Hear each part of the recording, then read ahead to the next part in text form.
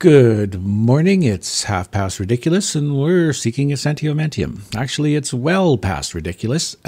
Starting to get absolutely real. Anybody who's paying attention out there, all of the stuff that everybody's been saying, oh, it's not going to happen, I can't wait, it'll never happen, it'll never happen. Well, guess what, guys? It's happening. And not only is it in the alternative media, which, again, has come out in a number of different shows lately, the alternative media is not quite as bad as the mainstream, but you still have to be really careful with the information you grab. Make sure you find it from several different sources, and even then, it may not be absolutely accurate. But we've got some pretty interesting evidence, not only in the alternative, but also that's coming out in the mainstream now, which is a definite plus. It appears the mainstream media is no longer so scared. I think that's an apt description of it. And they're kind of sticking their foot in the water and starting to report on what's really going on out there. Or at least they're beginning to touch on what's really going on out there. Excuse me. I don't think they can actually report on what's really going on, because then people will just freak out and there'll be problems. One of the big things that came out just recently is a whole raft of arrests in Saudi Arabia. The article from Zero Hedge, I'll read the first paragraph of this article. If you want to have a look, it was posted on the 4th. And it's called Shocking Purge, Saudi King Arrests Billionaires, Prince Ben Talal, Others, Anti-Money Laundering. So it should be fairly easy to find on Zero Hedge. And this is borne out by a number of other sources. So we know that it's probably pretty close to what's really going on out there. There's a link in the chat for anybody in the chat.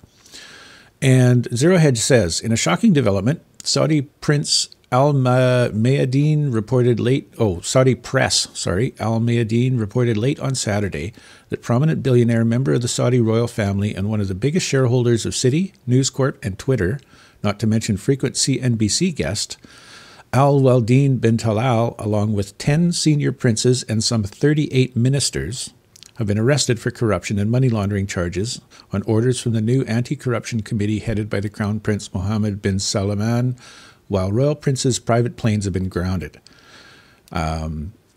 This is huge. This is massive, because the people who thought they were untouchable are realizing that they're just people.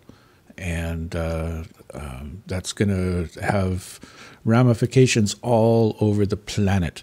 Not just in Saudi Arabia, but there's also been reported arrests in the States as well. The Podesta brothers, Tony was arrested, was it Saturday, I believe, if I remember correctly, and his brother John, who is actually the one they were really after, from what I've been told, managed to get away. But has since agreed that he's not running because he's got nowhere to go. So he's going to be giving himself up. And the same article, again, take this with a grain of salt, but the same article mentioned that Hillary is going to give herself up tomorrow.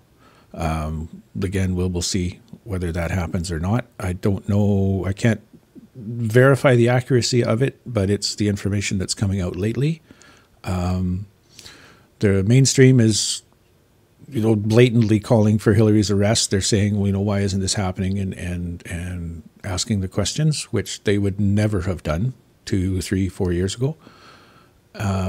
So yeah, stuff is moving forward. And one of the reasons, for anybody who's,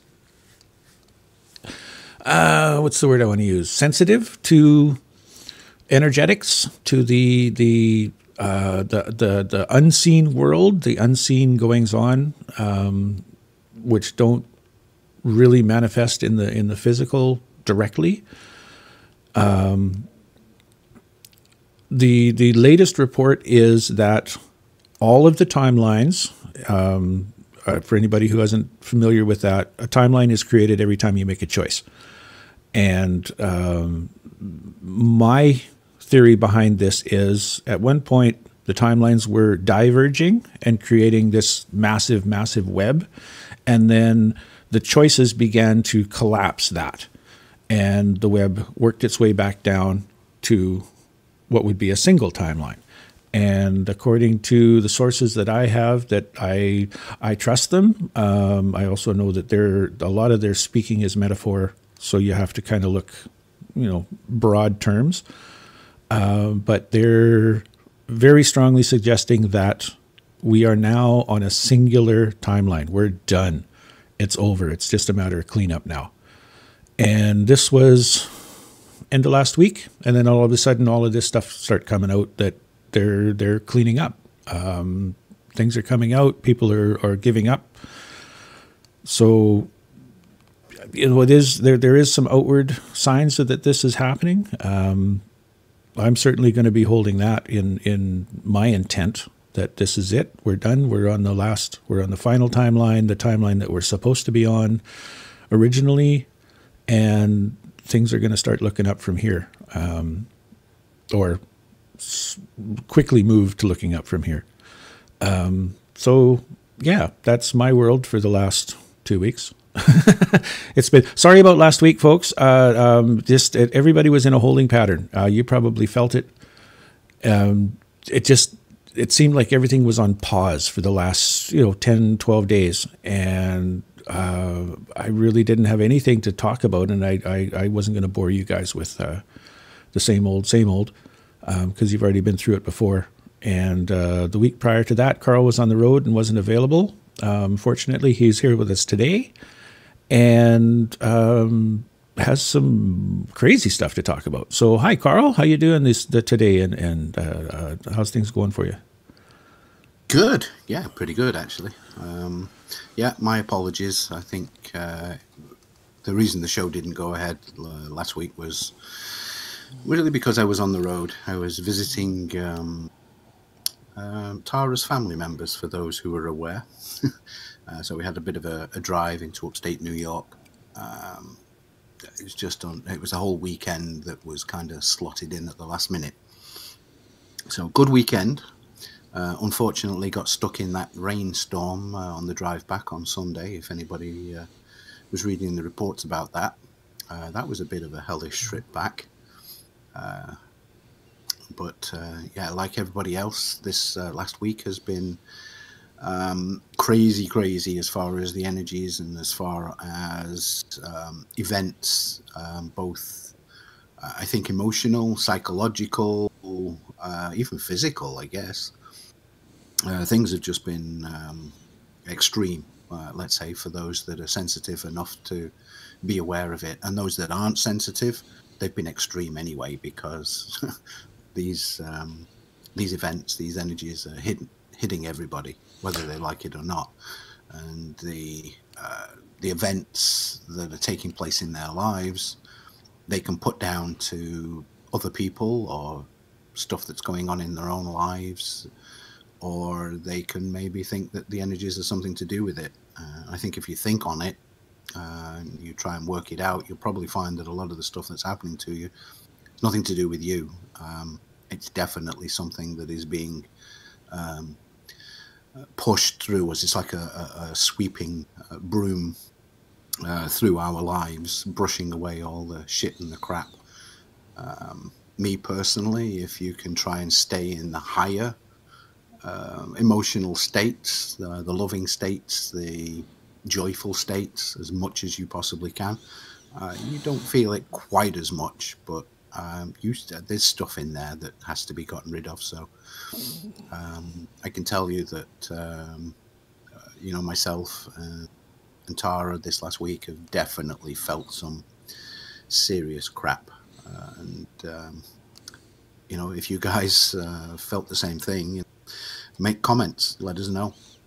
Yeah, well, even the sleepy people are getting it. We're seeing that people are complaining all over the place. So, headaches and body aches, and they feel sick, and this is happening, and they don't know why, and they go to the doctor, and the doctor says you're fine, but they're not fine. They feel like horrible, and I feel sorry for some of those folks that really don't don't get what's going on. They haven't been exposed to it yet, and they're still going through this stuff.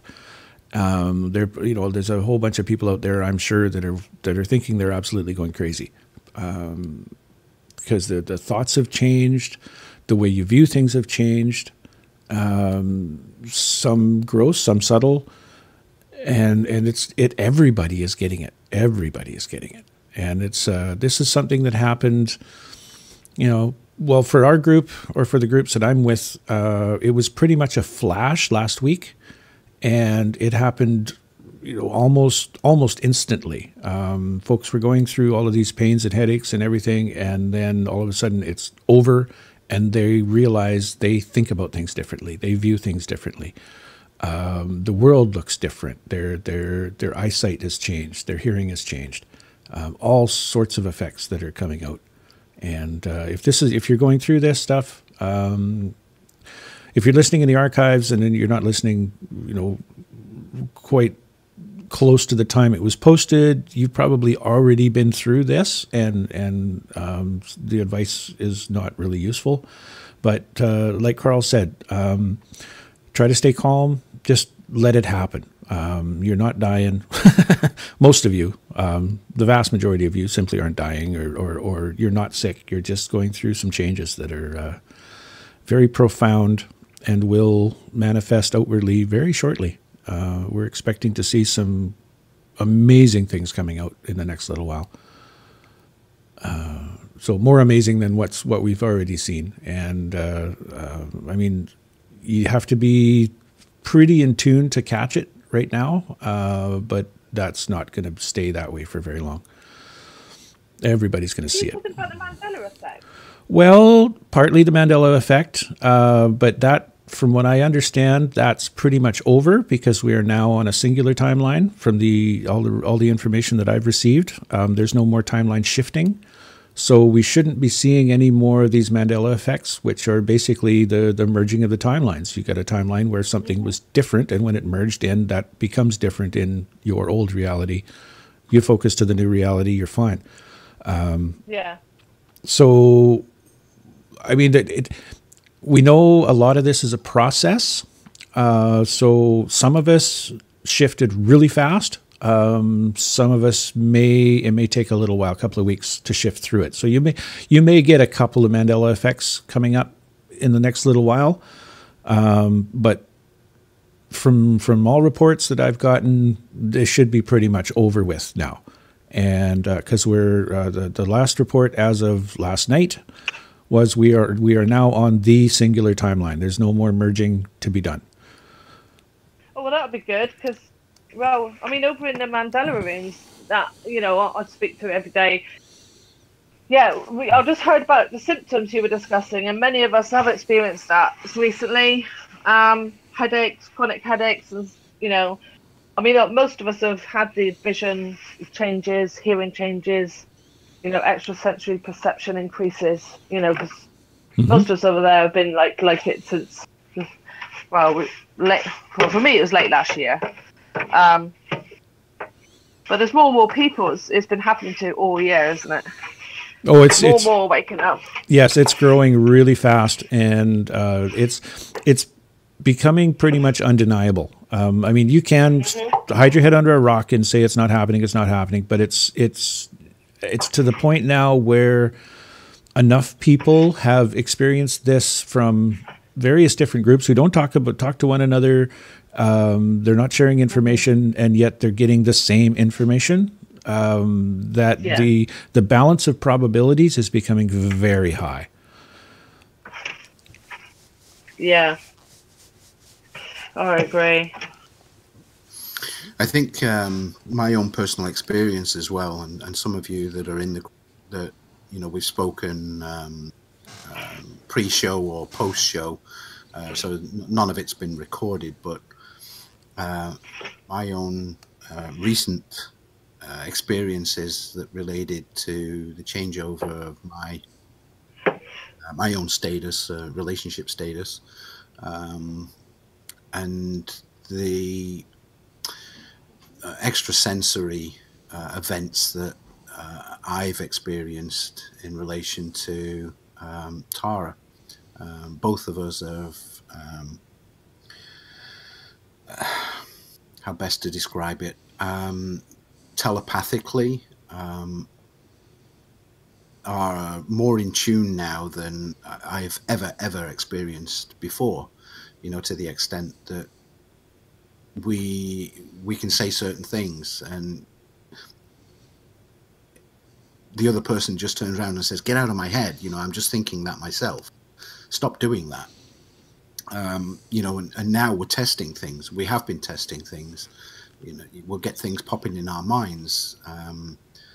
Me previously, I would have just said, "Oh, you know, it's monkey chat going on in my mind." But now I don't do that. Now I'm thinking, "Oh, well, where the hell did that come from? That I wasn't thinking anything about that." And now I'll turn around to her and say, "Were you thinking whatever?" Yeah, I was just thinking about that. Oh my God. And this is just ongoing. And obviously that we can corroborate it with each other because we're now thinking and concentrating on that very fact that what is happening to us. And we know other people that seem to be experiencing similar things. He's not in the chat group today, but Peter Meteor, as he's known on the chat groups, had expressed something that Tara and I have both experienced as well. And I'm not going into that one on a recorded chat, but that was certainly something that was phenomenal, something that it's hard to explain, put it that way. And if you were listening in while Peter was mentioning that, actually he wasn't talking about that, it was written in the chat. But if you are aware of that, then you'll kind of get an idea of how amazing it actually is. So the secret to this, if you're like me and you haven't really had some of these amazing experiences and you'd like to start, what I understand the secret to be is acceptance. First of all, accept that it exists, because if you can't accept it, that it exists, it can't exist for you. And be aware of the real subtle things. This is where I fall down, is I have a trouble with subtlety. You know, to get something across to me, you usually have to hit me over the head with a stick. So I think that the first step is simply being aware of the possibility and allowing that possibility to exist. And then be aware of the subtleties. Some of the folks that I talk to, the impression that I get is when these images or the thoughts or emotions or feelings or sometimes even words come through, there is a subtle difference between the ones that you would normally have in your head, your own thoughts. There's going to be a different feeling to them. I recognize this with dreams. I have what I've classified as two different kinds of dreams. One I call an entertainment dream, which is just the standard silliness. You go through and you wake up and you go, "That's weird," and your day goes on. And the other ones are experiential dreams. And these are the ones that when you wake up, they feel like memories. There's a different feeling to them. And I think when we start getting into the telepathy in a big way, en masse, this will come out. There will be a recognizable difference between the information that's brought in versus the information that you generate yourself. Which I hope so, because kind of agree with that too, because it's that's an experience that I can kind of corroborate. I'm now able to recognize. Previously, I'm sure stuff like this has happened to me in the past. I know it's happened to me in the past, but I just presumed it was my monkey chatter brain, you know, bringing up stupid stuff, and never really thought anything different. But certainly now I'm very, very much more aware that there is a subtle difference between the events, even physical events. You know, there are certain things that I can feel physically that are not of my being, and I know it's Tara. or you know, it might be somebody else nearby, and that I have felt in the past because I'm more of a kind of a physical empath, but certainly now that's very, very pronounced and very noticeable. So there is a subtle difference that you can recognize. The other thing as well that I know John touched on it a little there, that you have to look at is, again, Tara and I have noticed that your state of being is also important in not only the development of this, but maintaining it.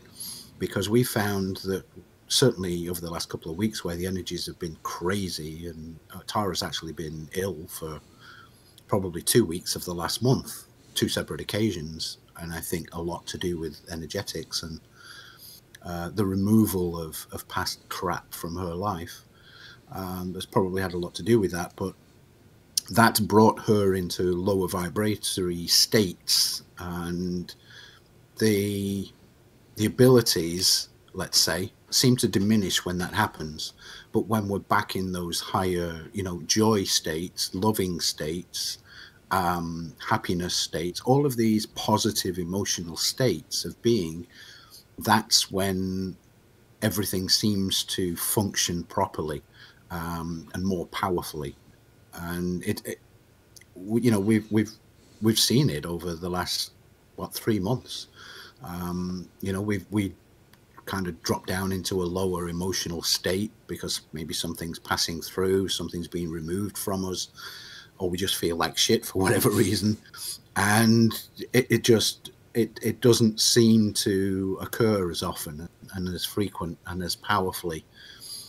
But when we come back up again and we're in that positive place, everything just seems to happen and occur. So if I have to give anybody any kind of an advice to try and tap into this, if you haven't already, be in those positive places, be in those states of love, and then just think about what it is that you're feeling. You know, are you doing something physically that you don't normally do? You know, twiddling your thumbs, biting your lip, you know, just that's the physical aspects. Is something popping into your mind out of the blue, from nowhere, left field, so to speak, had nothing to do with what it was that you were thinking about at that moment in time, or you know, something that you were maybe looking or reading, and then woof, this kind of pops into your mind. Think where that may have come from. Is there a connection with somebody nearby or not nearby? Because the connection, it occurs over hundreds and thousands of miles. Believe me, you don't have to be in the next room for this to occur. If you have a connection with somebody else, and a strong connection, it occurs over a very long distance. So again, woo-woo for many people, but it's happening. I don't know how many other people that are listening to us right now can say one way or another. By all means, just put something in the chat. Are you experiencing that or not? I am. I can agree with it. All this year, definitely got more. Many people I know online have. Lots of things are stronger, such as telepathy, empathy. It's definitely stronger. And for me, new things such as remote viewing, astral travel, a bit of telekinesis, telepathy is stronger. What else? Oh God, there's so many experiences. Well, there are. Yeah, I mean, even the telekinesis that you mentioned there is an aspect of it as well. There are certain things that Tara has actually noticed more strongly than me, but there are certain things that she will tell you now. Things seem to be jumping, you know, towards her. She might go to pick something up, and the thing kind of just jumps. And she doesn't know whether, you know, what the hell was that? Is that like static? Is it just something that I'm so close and I'm just clumsy klutz and I dropped it. But no, it's something that physically appears to be happening. And it's, yeah. I guess if she concentrated on it more, then maybe. Yeah, the tip that I did it with was you're going to allow your consciousness to become integrated with the consciousness of the object. So you've got to, in your head, become that object. That's what way, but I found it works. Yeah, well, best. that idea was the first time I ever heard of that idea was in the movie K-Pax, when they're sitting in the office having their discussion with the doctor, and he's playing with the pencil, and the doctor's going, "Well, are you controlling the pencil?" And he goes, "No, it's a partnership." And that's definitely what I see. By association, for those of us who don't think that you can influence your reality, this is going to you will be able to influence events, affect interactions. The other party may not be aware that they are receiving something that you're putting out, but they are. I mean, it's when I was really young, 10 or 11 years old, I learned that the brain is an electrical device. And my father got me into ham radio when I was very young too, so I understood how radio works. And I could make the connection that the brain waves, the electrical pulses that your brain creates, do extend out. They extend out quite a distance. You can actually pick them up for quite a distance. Now, if you look at that as radio, it's not unreasonable to assume that another brain could pick it up and decode it.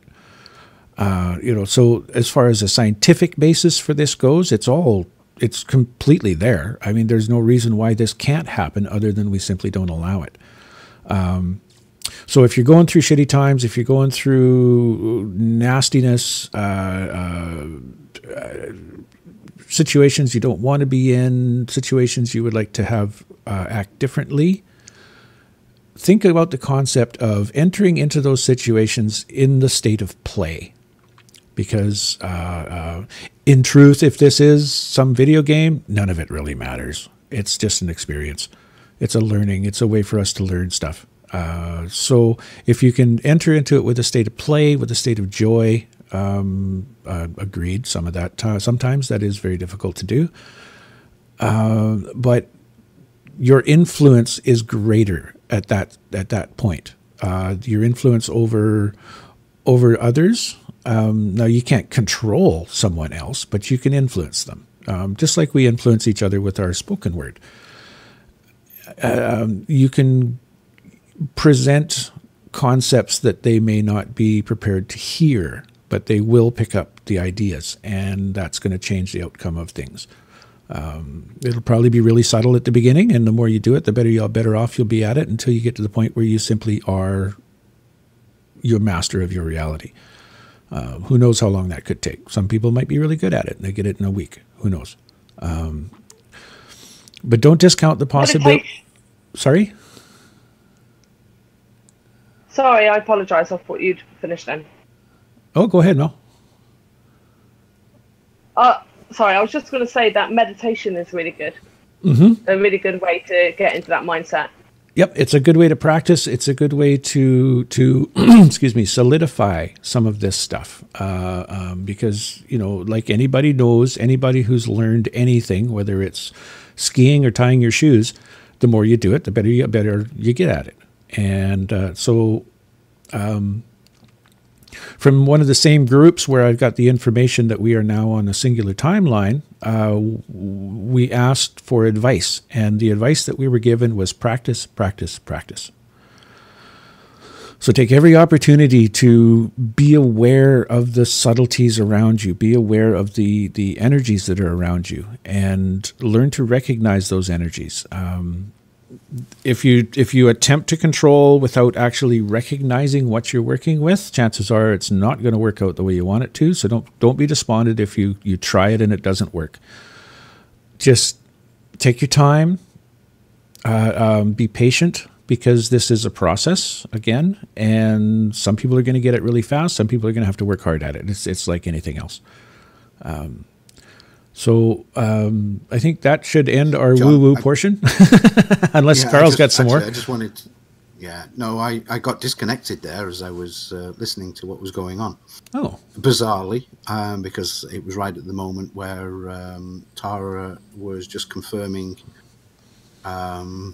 our telepathic link. Wow.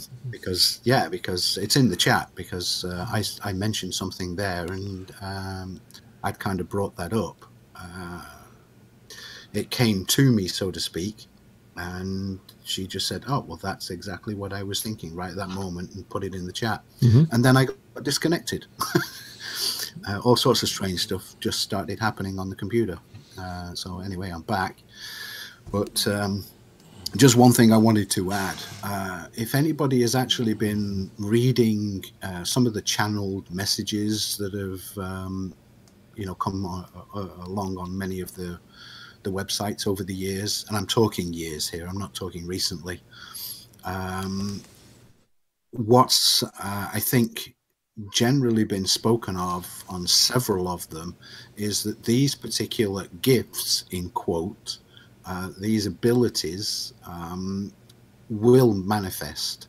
This has been spoken of and talked about and channeled for many years, and of course I think maybe early proponents of it may have picked up on it a lot earlier and be quite adept at this by now, and maybe not spoken of it, but it's certainly there.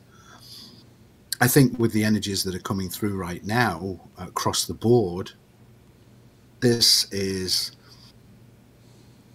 I think it's just happening anyway. It's not something that we are consciously doing. It's an unconscious ability that is manifesting because we're in a better place to be able to receive it.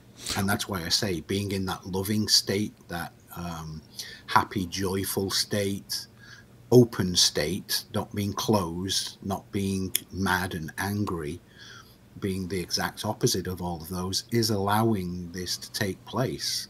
And because we have a connection with somebody else, and in my case with Tara, I have a direct now higher connection with her, it seems, then this is playing out, and very obviously playing out.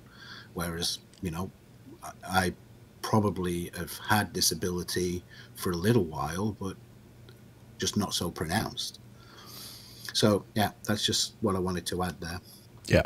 And one of the things that's come up over the last couple of weeks, well, it's been coming up for a while, but it's actually come to a head in the last couple of weeks, is at one point not that long ago, we had two choices. We could take the fast route, which is going to be rip the Band-Aid off.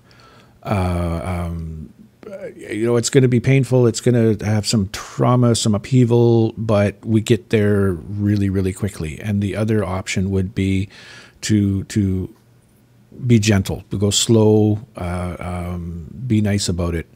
And collectively, as well, I think not just the human race, not just us here on this planet, but collectively, universally, we all just said, screw it, just rip the Band-Aid off. And we're done. We're finished. And this came out, last week. Everybody that I talked to last week was so fed up. I've had enough. I want out. I'm done. And I believe the universe heard us, and we are now on the fast track. We are now on the get her done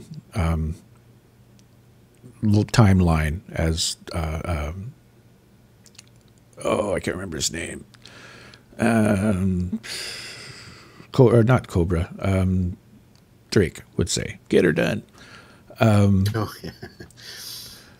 Yeah, so that's from Larry the Cable Guy. Yeah. So don't be surprised if you some of the physical effects, some of the aches and pains, old things come up, old injuries that you thought were all done start flaring up again.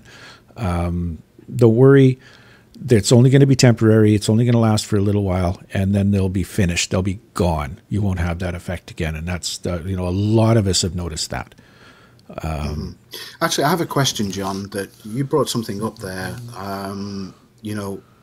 That collectively humanity just turned around and said, "I'm done. This is just too much. Can't handle it anymore. I want out of here. I want to go home," or whatever phraseology that you might want to put to it. I can pretty much say that I know there are a few people that have thought that this last week alone.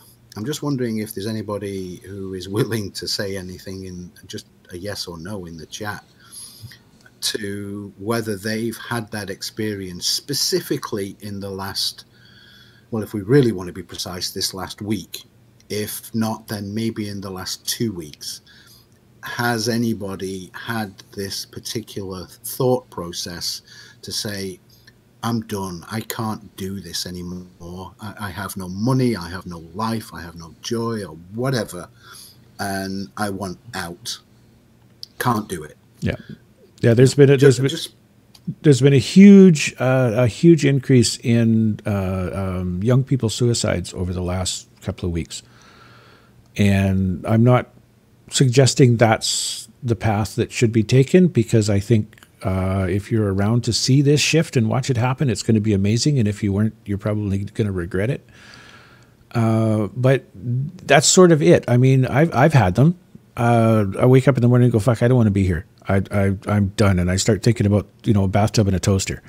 And then I realize, wait a minute, I got work to do. I want to see this happen. I want to experience the change, because that's why I'm here in the first place. So, but I am so fed up with the system. I have no interest in dealing with people. I have no interest in going to the movies. Nothing. I'm just blah. I'm in a holding pattern, but I'm also incredibly excited, which is the weirdest feeling in the world. And I'm incredibly excited knowing that things are changing, and I can see it now. I mean, I could see it before, but it was all really kind of subtle and in the background, and nobody else could see it. But now it's in your face. But I'm also, I've got the feeling that all I can do now is sit back and watch. Maybe something else will come up that I can sink my teeth into over the next little while. Who knows? But I'm really got the feeling that we're done. We're finished. All we got to do now is clean up. And I think that takes us on to the next nice segue. Kind of takes us on to the next topic, let's say, which is the information I think that's been brought out this last week. It's hit mainstream. It's hit the alternative news sites, and it's hit the alternative information sources out there. Now, one of the things, I tried to find the original post, but I can't find it at the moment. But there was a release that came out from 4chan, basically by an anonymous source who was asking a bunch of questions. If I recall, that was related. If I recall, that was a conversation on Twitter. Okay. Maybe why I couldn't find the original then. Yeah. But I know it's been quoted about. Even David Wilcock has brought it up, and I think he may have even posted the list of questions along with some other sites. But in essence, what it was, as well as the questions, was also a revelation of certain events that were due to take place this weekend, starting Friday, this weekend that we're in. And I think you brought it up at the beginning of the show and mentioned it. I believe it was on the recorded section, where you brought up the Podestas. Huma Ahmadin is another one scheduled for Monday, I believe. Yeah. And other events that are supposed to be taking place starting this weekend. And of course, the Saudi princes and members, a good number of members of the Saudi government arrested this weekend, I think is also a part of that process. So how many of the details that were brought out in that particular release or that conversation have now reached mainstream or have now occurred this weekend? Because, as you said, we've collectively said, we're done. We can't do this anymore. We literally have reached the bottom. You know, there is no more goddamn money for us to pay for things. You know, now we're at the point, well, screw you. There is no money. Fuck off and die. Because if you want me to pay a bill, I'm done. There's just no way I can provide it to you. You can't get blood from a stone. And I think that's occurred across a greater number of people than ever before. The system cannot continue in its current state. Yeah, I think so it's reached the point where something had to be done. Yeah, the money stuff, that's the one that's in everybody's face. But it's not just the money stuff. It's everywhere. It's dealing with your neighbors. It's mowing your lawn. It's washing your windows. You just don't see the point anymore. Mm-hmm. And you know, a lot of people don't recognize it. They're on autopilot. They're just doing what they do because they've done it forever, and they don't even know why they're doing it anymore. There's lots of people like that. You know, I've been there for quite a long time, and my circles, other than what's on the internet, are really small. I mean, the only people that I know is my landlord and a couple of the girls at the grocery store, and that's it. There's nobody in this town that I am drawn to. There's nobody here that I care to interact with. I mean, I'll go to the store and I'll buy my stuff and say thank you very much and walk out, and that's as far as it gets. I have no desire to go seek out others, which is kind of odd. Unless they're on the same state as you are, John. I get that too. I agree with that exactly. Yep. And you know, I haven't met anybody in this town who's even remotely close. And I'm sure that if there was folks in this town that would benefit from my insights, they would be brought to me. And you know, a couple have over the last year and a half, but they didn't last. And you know, they got their information and they went off and they never came back. And I'm okay with that. I'm okay with just being on the net and doing what I do and playing with my dog and watching all of this play out. I'm totally okay with that. And so I don't really... Well, I am too. And I think the majority of people like us, and even the listeners, they're very much like that. The biggest problem is that they... Well, you're fully aware of this, John, as am I, but there is a need in this current system to have an exchange of energy. Now, that can be money or that can be something else, but there has to be some form of an exchange that's taking place. Well, both you and I and lots of us in this room would quite happily exist in this reality and do what makes us happy, if we could. But that's the problem. The if we could is based on our ability to be able to pay, to be able to do it. And I think once that part disappears, then humanity as a whole is going to be extremely happy. Well, extremely happy. Oh, most definitely. And when that becomes easier, I have to disagree with you in that the ability for us to do what we need to do what we want to do, has always been here. We just have to be really thinking out of the box. You've been through it yourself. I mean, you've had plans and wanted to make something happen and had no idea how it was going to work, but you set your plan, you set your sights on it, and you started moving forward, and everything just fell into place for you. It's happened for me. It's happened for Bree. It's happened for everybody. Some may not recognize it right away, but if you think back, you go, I have no idea how that actually worked out. And a lot of cases, if money is the only way it's going to work, then somehow it drops in your lap. I mean, that's happened for me numerous times. It's still happening for me. When it gets to the point where I'm really stressed about feeding my dog, I just realize it's going to be here and it drops in my lap.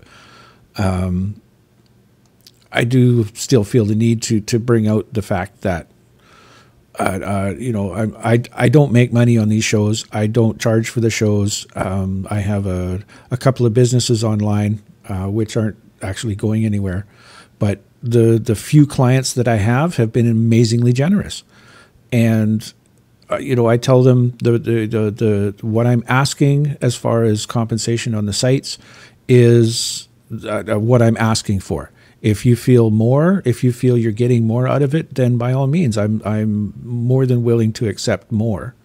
But this is all I'm asking, and my prices are really low compared to everybody else.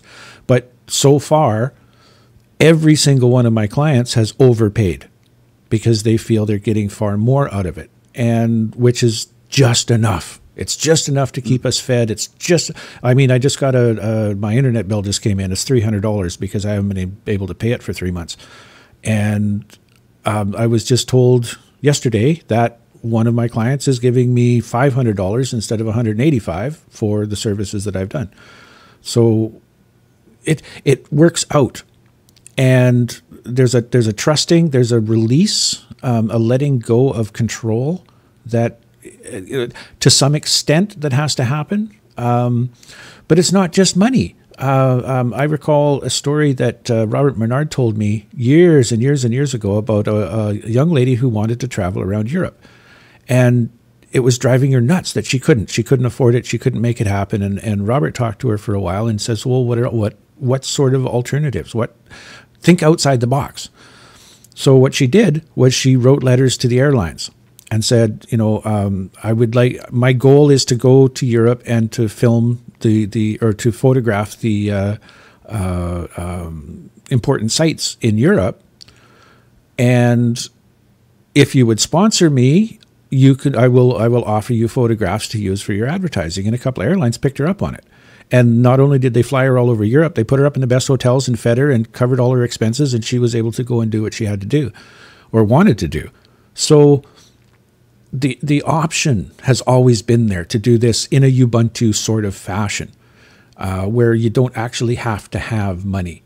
And now, granted, if you need a new roof, it's probably not going to work. If you need to replace your furnace, it's probably not going to work. But try it. Put it out there. Say, hey, look, I need a new furnace. My furnace is junk. Has anybody got one that they want me to come and take away from them for them? Clean up their house. I'll disassemble it. I'll take it out of your house. If you think outside the box. Make the option a possibility. And I think you'll be absolutely surprised at the results because it is becoming so easy to do that now. Believing it, I guess, is the first thing, because for so long it's been programmed into us that stuff like that just doesn't happen. You have to work hard, and if you work hard, you'll get your rewards. Yeah, but how many of us has worked ourselves to the bone and died with nothing? Exactly. All right. That concept only works if you're willing to step on the people around you. Mm-hmm. If you're a generous and a communityist, for lack of a better term, such as myself, where I want to see everybody succeed, it doesn't work. The money thing is eat or be eaten, and you can't have a contributionism system with an eat or be eaten attitude. It doesn't work. Mm-hmm. Totally agree. Okay, so the information I think that came out was realistically that this weekend is where everything's starting to kick off, and that what's been promised, let's say, for so long is now starting to happen. And I think it's been happening energetically for quite some time now anyway. Mm-hmm. It's just in your face now. Yeah, it's very much in your face. And I think that's something that we now have to concentrate on. And I mentioned pre-show, Jordan Sather did a little 35-minute video, I think on November the 3rd. where he touched on this list of questions that came through from 4chan,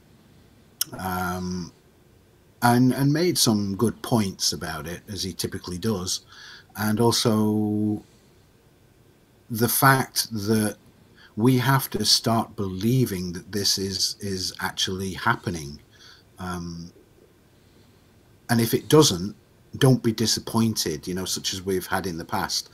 2012, the big end of December 2012, and everybody got into the mindset that this was, the end of the old world and the beginning of the new.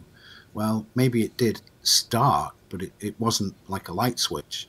And hundreds of thousands, maybe even millions of people were disappointed. That disappointment fed the fear-based system. Mm-hmm.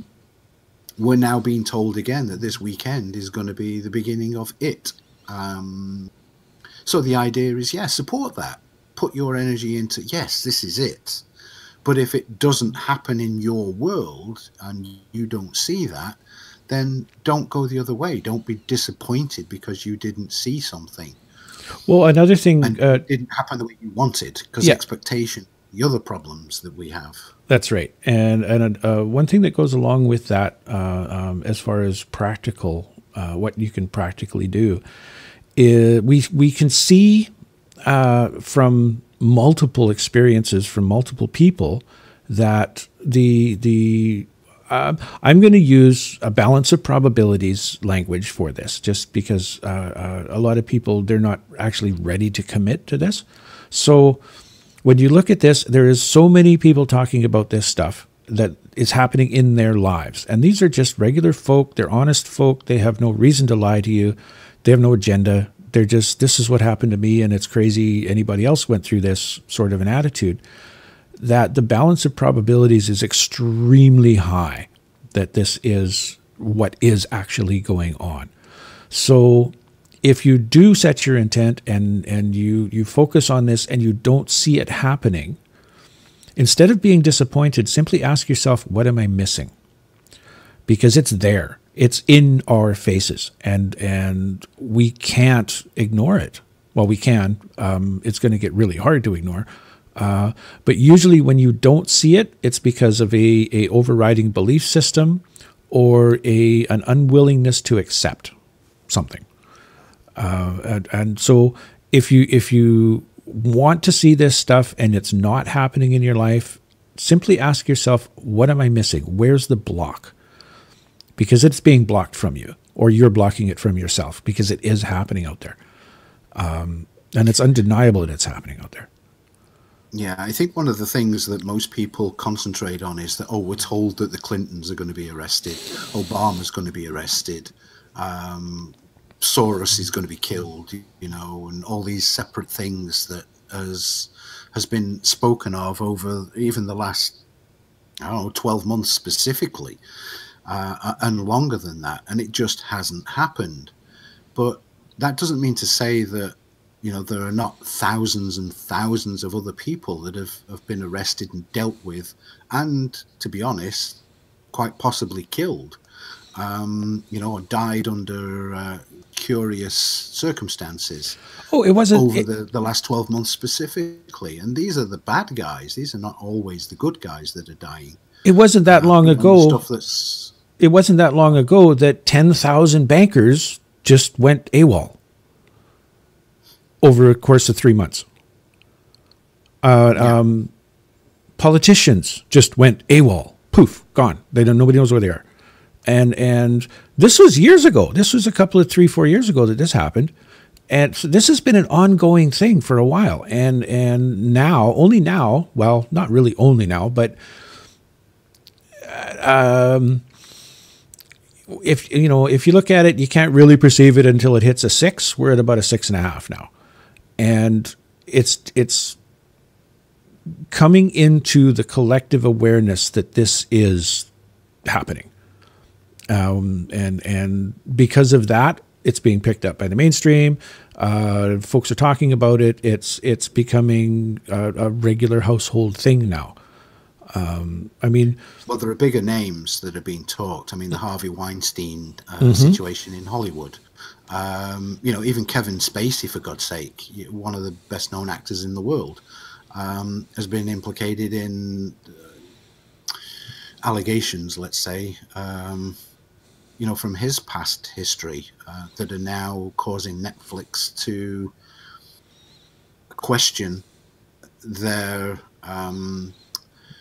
desire, let's say, to air one of his most recent shows. Yeah, there are lots of things that are coming to the fore that haven't previously, because the mainstream and even Hollywood itself is talking about. Corey Feldman's another one, talking about revealing somebody that he alleges, and I have to say alleges, was responsible for molesting him when he was younger as a child actor.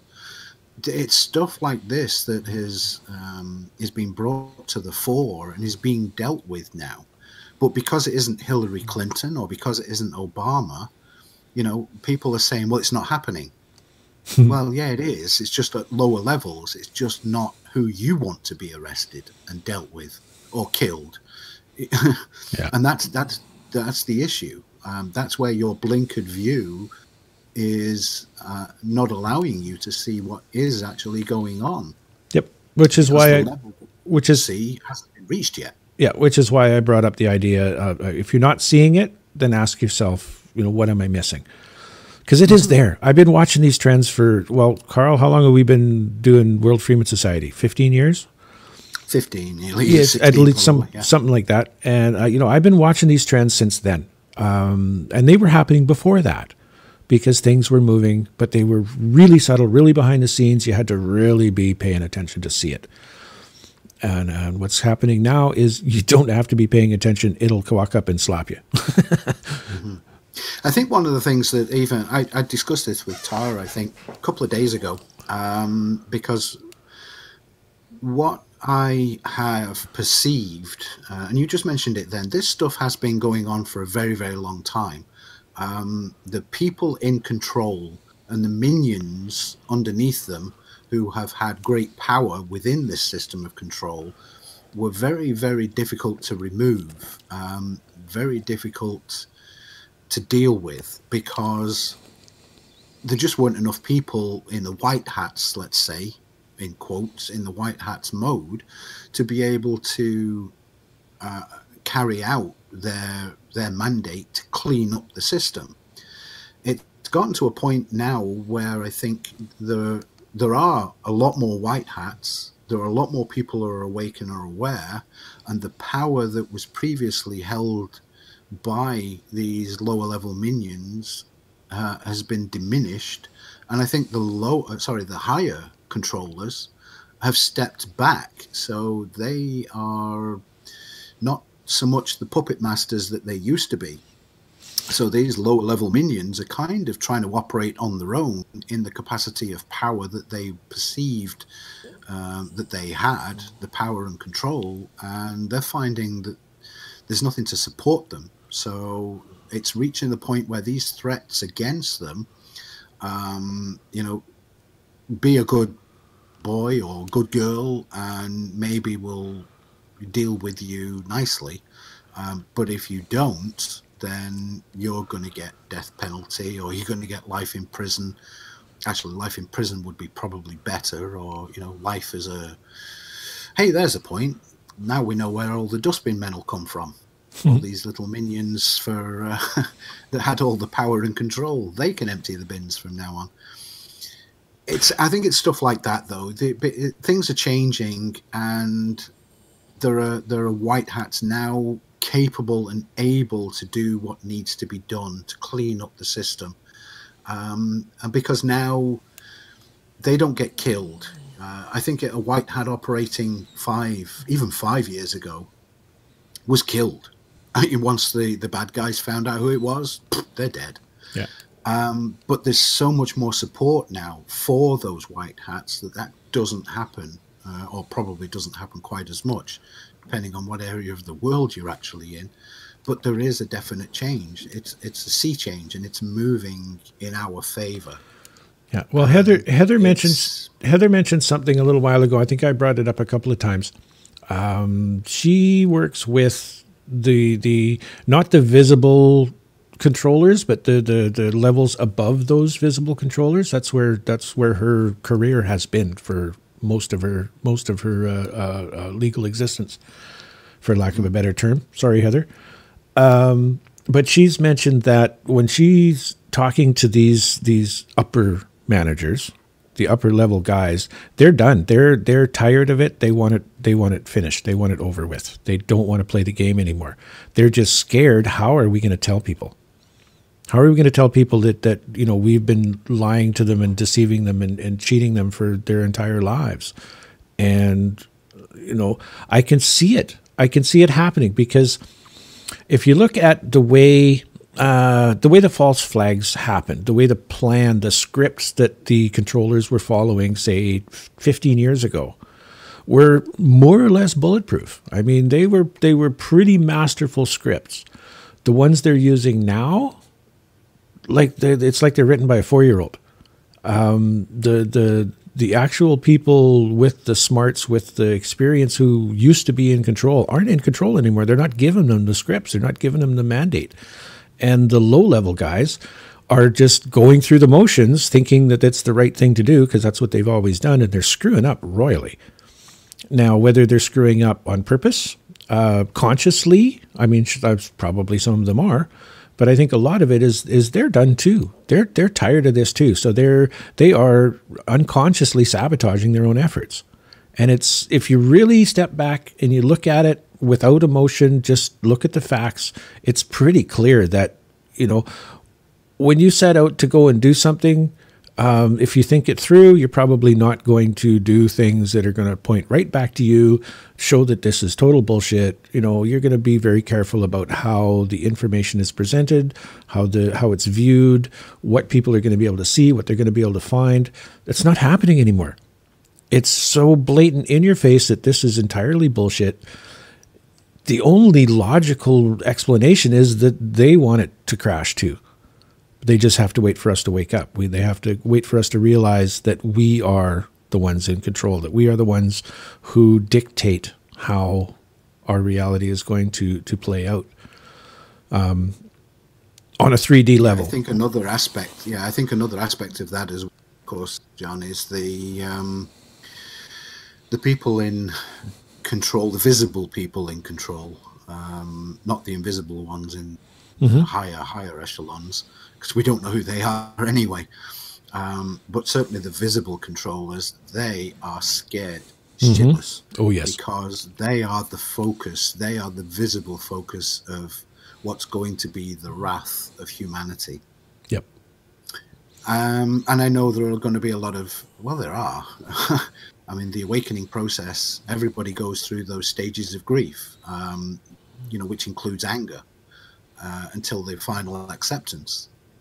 Yep. But at that stage of anger, when everybody finds out what's really been going on, and they've just spent the last 40, 50 years of their life being a slave, thinking that they were free and making money for their family, when actually they doing no such thing, they are going to be very, very angry. And the focus of their anger is these visible people, yep, such as the Clintons, such as the Obamas, such as the politicians.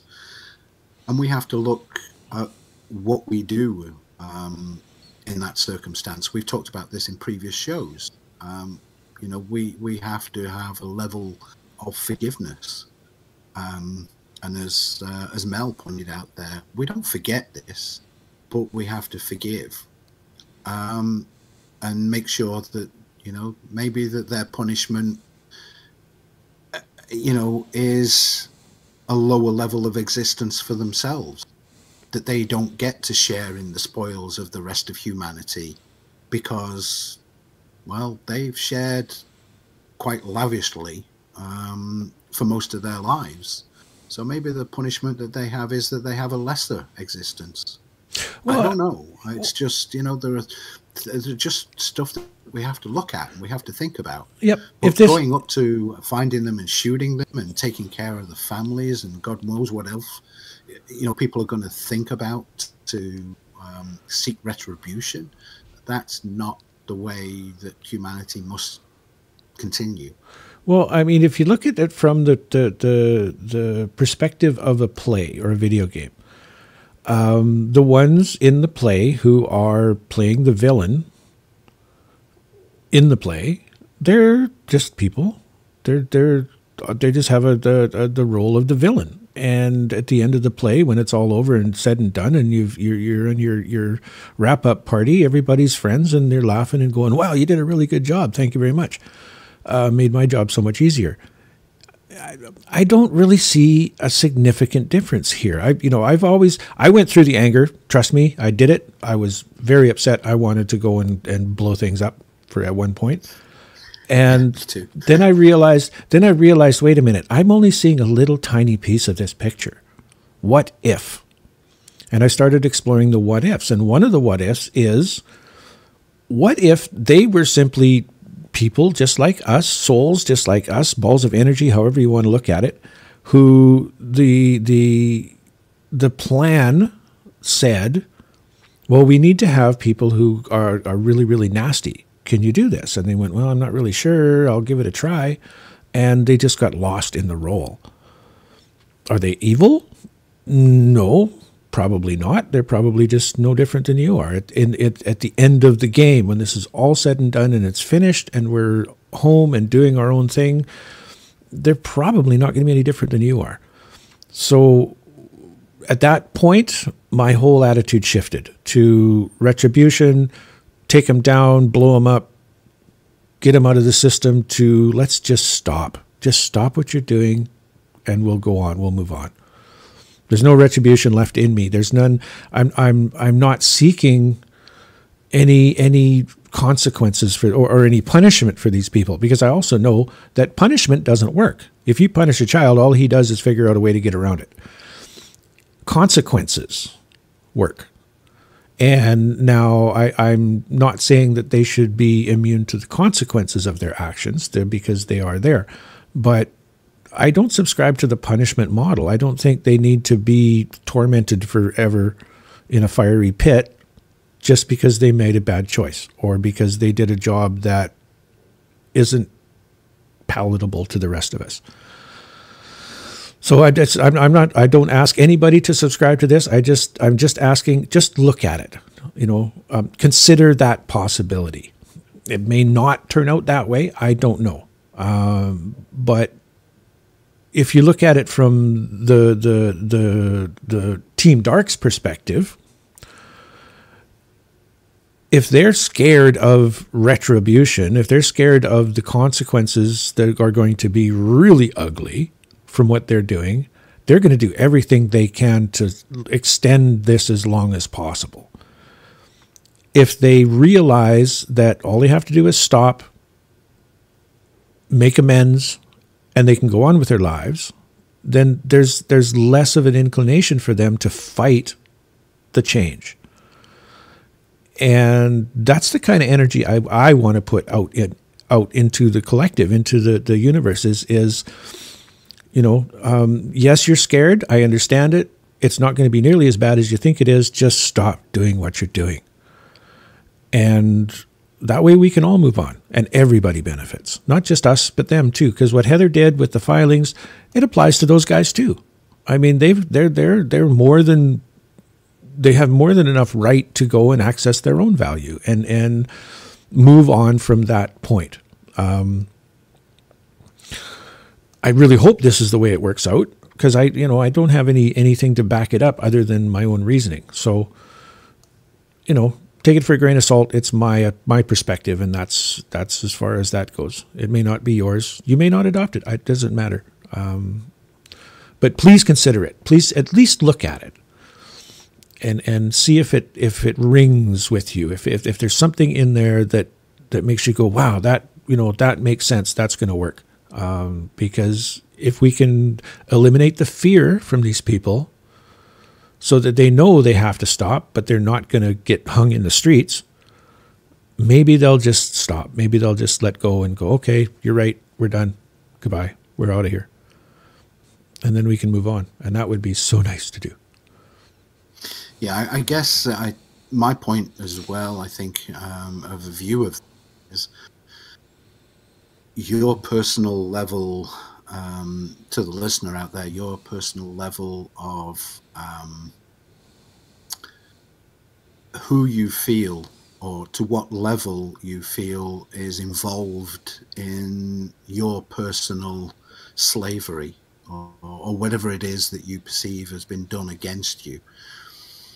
Because if you just hold the likes of the politicians and these high-end financial banking controllers of the world as the ones responsible, then your retribution or level of retribution is limited to those people. Mm-hmm.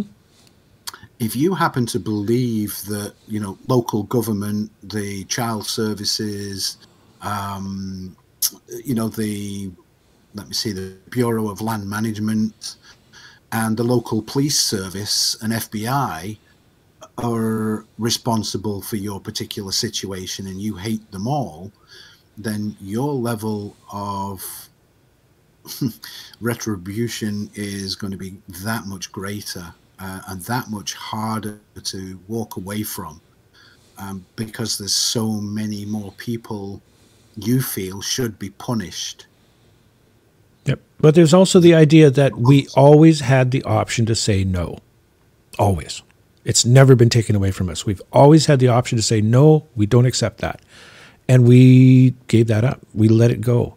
So how much of this bullshit that we live in now is actually our responsibility, each one of us individually, because we didn't step up. We didn't say no. We didn't do anything about it. Mm-hmm. Yeah, oh no. And that's been a conversation I've had many, many times. I guess you have too. Mm-hmm. You know, and that's been the case. Unfortunately, most recently as well, even though in quotes, which is really just codes and acts and statutes and legislation, even as that was written, the defense against it or the opt-out was always there. Yes. Unfortunately, what happened was these people, the minions, and their minions and their police force were never told that should these particular opt-outs be brought forward, that you must then say, oh, no, that's an opt-out. We're done. You're good. Mm-hmm. No, they said no. We are absolute. We have all the authority and we have all the power. And it doesn't matter what you say or do, we are going to quash you anyway. That's where we find ourselves now, mm-hmm. where there is no opt-out. We've spoken about this, you know, calling jurisdiction, the levels of presumption and what have you, even in courts, the offers, contracts, all of this stuff that we've spoken about in previous shows has been there. It's been open to us and it's been used, but many times it has been completely and utterly ignored because of greed, because of corruption, because of the perceived ultimate authority.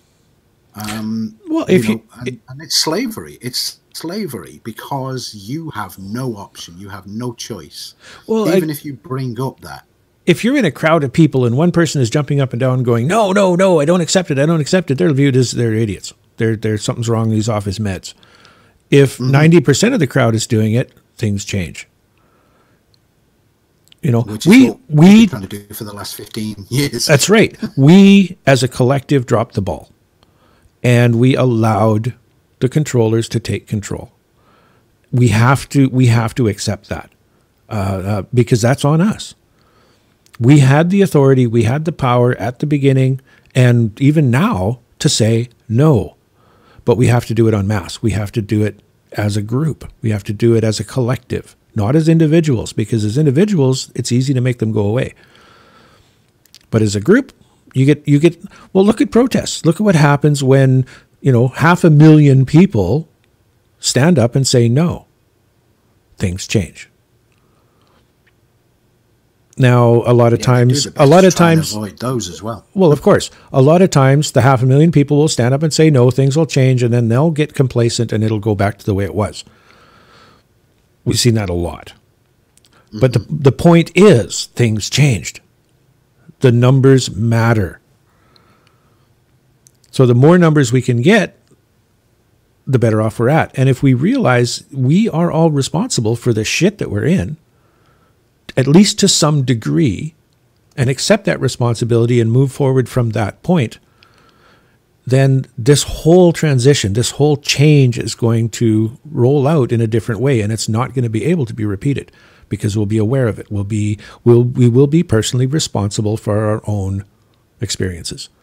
And, you know, that's exactly what I've been trying to put across over these shows that we've been doing, John. That whatever it is that comes forward now, comes into our new reality, our life for, you know, however many years we've got left, we as a collective must become knowledgeable about everything around us. We must learn everything we can learn about everything important in our lives, and the control structure, the authority, the government, all of this.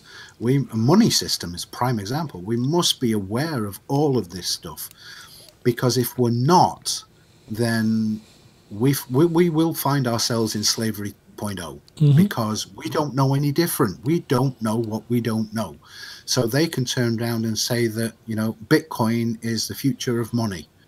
And all they did was turn it into electronic currency with absolute control. And the next thing we've got is RFID chips in our hands. And that's how we buy stuff from now on. We thought it was a good idea.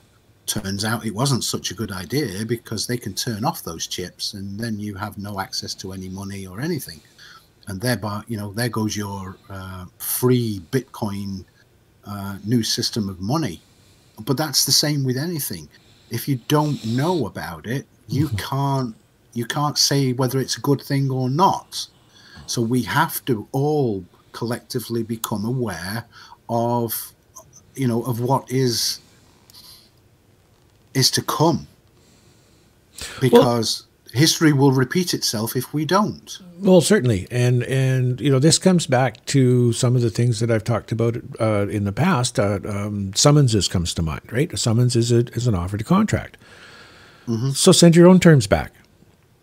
You know, the vaccination issues. They're saying, well, it's a mandatory thing. Well, if it's mandatory, somebody has to take responsibility for it. Who is that? Who's taking responsibility for it? And right now we're putting the onus on the doctors. When the doctors say, no, I'm not taking responsibility for this, you now have lawful excuse to tell them to bugger off. And it's a really simple concept. And once you realize who you are, right, that you are the ultimate authority over you, no one without your consent can actually tell you what to do. And you have the ability to conduct your affairs within certain boundaries that we all agree on. Don't hurt anybody. Don't damage anything. Don't cause any loss. Be honest in your dealings. I mean, those are pretty common sense things. And when we all agree to this, all you need to know is who you are, and that everything is a contract. Everything is an offer, and you can make a counter offer. But people don't accept that. They don't bring that into their systems, right? You know, okay, well, you claim to have all absolute authority over me. I will accept that upon proof of where you got that absolute authority, where you are between me and my God, if that's what you subscribe to. Because, you know, if you really look at it, the guy who builds the table doesn't become the controller of the guy. He's whoever created it is the controller of his creation. We created government. We created the police. We created these systems as ways of dealing with conflict and dealing with certain forms of commerce. They have since then become the rulers. Now, the construct cannot rule the constructor. It just doesn't work. But we're allowing it to happen. because we're not questioning. We're not asking the questions. We're not seeking the validations that are necessary. And you don't need big words. You don't need flowery sentences. You don't need legal jargon or any of that stuff. You just need to know who you are and who they are. And then the questions come. Well, I think one of the things that we've found over the years as well is that you have to, if you're going to respond to these people, it has to be in the form of questions, not making allegations, not making statements. And we've, I've said it, you've said it so many times in previous shows. Don't make a statement and don't ask a question that especially a question that you don't already know the answer to. Don't make statements that you can't back up. You also have to be aware of how you phrase any kind of correspondence with these people, because the whole idea about it is you don't make an allegation or a demand on these people because they will just ignore it. You go through and say, well, as John has just outlined, if you say you've got control over me and you can make me appear, where in the legislation, where in the law, your law, does it say that I have to do this? Income Tax Act is a big one, makes the question, because it's not written in there. Once you make the argument or the request, well, define what income actually is. Define what money is. Define these words that you're using against me. And if you can define and show that these words have power over me, the man or the woman, then I will gladly pay what you say I owe. And anything else that relates to that, you have to put it back to them, so that you're questioning the rules and the laws that they're using as the absolute authority over you. And that does two things. One, they have to go and do the research to answer that question. They should, because as a public servant, it's their duty to do that, and you can point that out. And secondly, as the man or woman who's reading that letter, once they do that research, find that there is no authority, and then they go, oh shit, what do I do now? Which then leads to them asking their supervisors and so on, and typically you never hear from them again. But or they get a promotion. Yeah, that's right. Yeah, they move somewhere else, and then some other minion gets to tackle you and try and do the same thing that the first one did, which unfortunately is what happens a lot of the time until you get fed up and just pay it.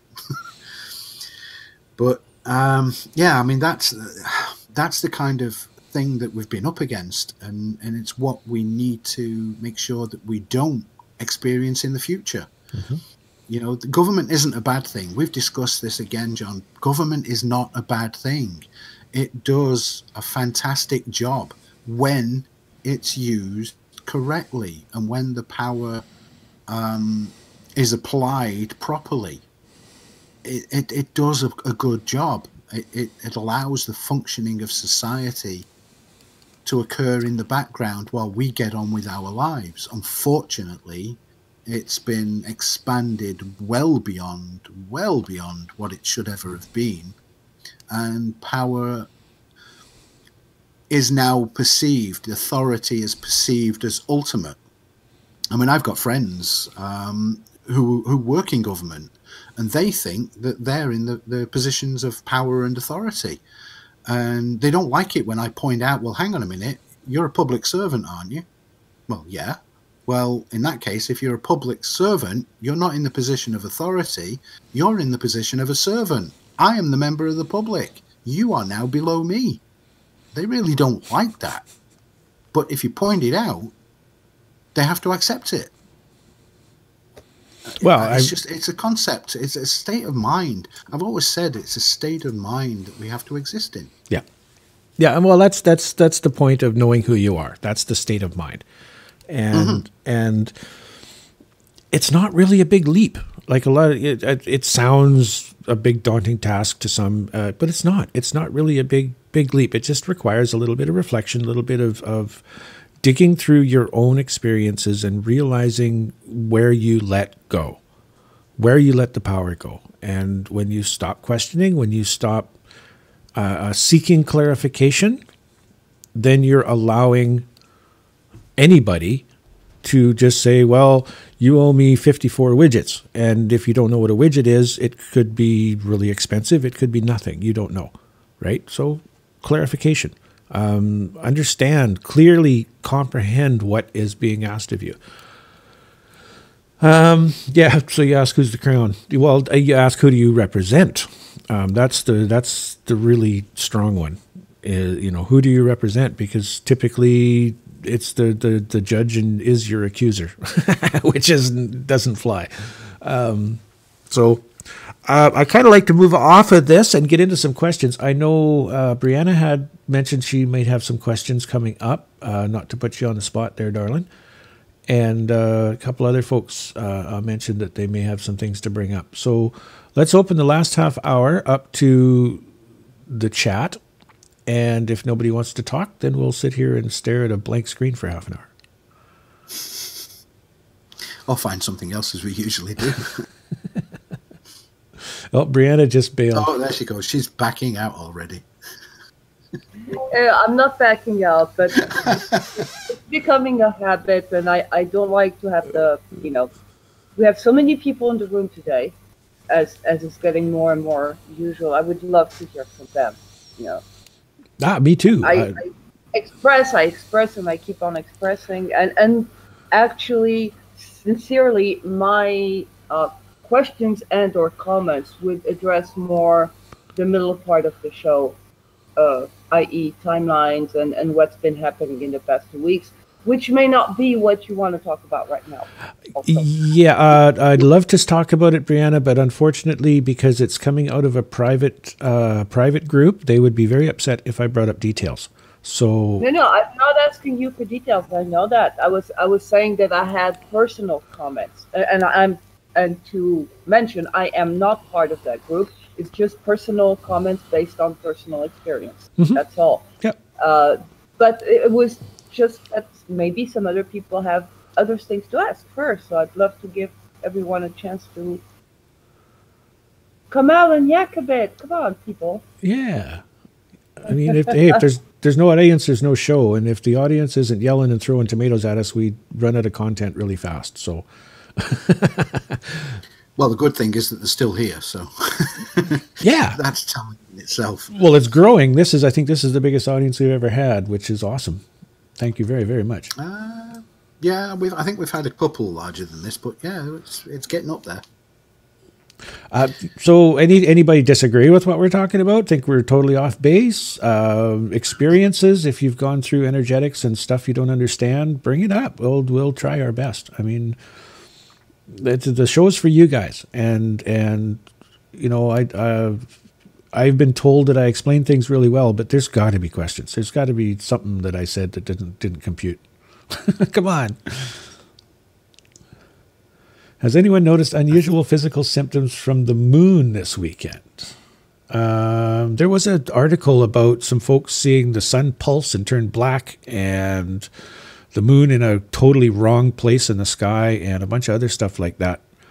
Haven't really chased that down, so I can't really say one way or the other. But again, if it goes back to the video game thing, if this is in fact some sort of video game construct that we're in and it's crashing and burning, then sure, I can see that all kinds of weird things are going to happen. That actually comes up from a previous news report that I saw. I think it was in Nairobi, somewhere in Africa anyway, where the sun was flashing in the sky. And they had some video. I didn't know whether that was to do with the optics on the camera that was being used, but there seemed to be indication that there was more than one camera that was being used, and they were both showing the sun was flashing. And of course, the people at this event, let's say, were breaking out into prayer and all sorts of things because the sun was flashing. Now we hear this report that not only did it flash, it actually went out. It went black. So I think things are getting worse if that's the case. Go ahead, Mel. Yeah, just like I said, I've seen that before, the sun flashing and the moon as well. I've got friends who have as well, in the London area. I've recorded it. And yeah, the sun does do that. It gets dimmer and brighter, dimmer, brighter, and dimmer, brighter. And the moon does it as well sometimes. And yeah, I've seen some weird stuff in the sky. I've seen very strange phenomena. But yeah, it happens. It seems to happen quite a lot. But do you think it's anything to do with what I heard that NASA had named it something called the sun fart, where they're expecting the sun to give out an immense bout of radiation, and it can happen any time. I'm not sure when it's going to happen, but when it happens to us, visually it will appear as if there's an aurora borealis over the entire globe at the same time, because this radiation will hit the Earth's shields, surround the Earth, go down into the core, and then come up through the ground. And as it hits the atmosphere, it will cause like an aurora borealis over the entire globe. Well, I think that energetic thing is going to happen anyway. Yeah, one of the things that's the event. Yeah, one of the things that's come up in a number of different places is the visual sign that the event is underway. Now, what the event is, if anybody's followed Cobra's stuff, he always talks about the event. It's the actual moment of breakthrough when we crash and burn the system and everything changes really fast. Frankly, I think we're already there. Was it last week? One of my friends has photographs. She was out in her yard at midnight, and the western sky, I believe it's the western sky, was red, like red, and in the east, where the clouds were broken up, the sky was blue, like it was daytime. The tree in her backyard was glowing red, like it was, amazing changes.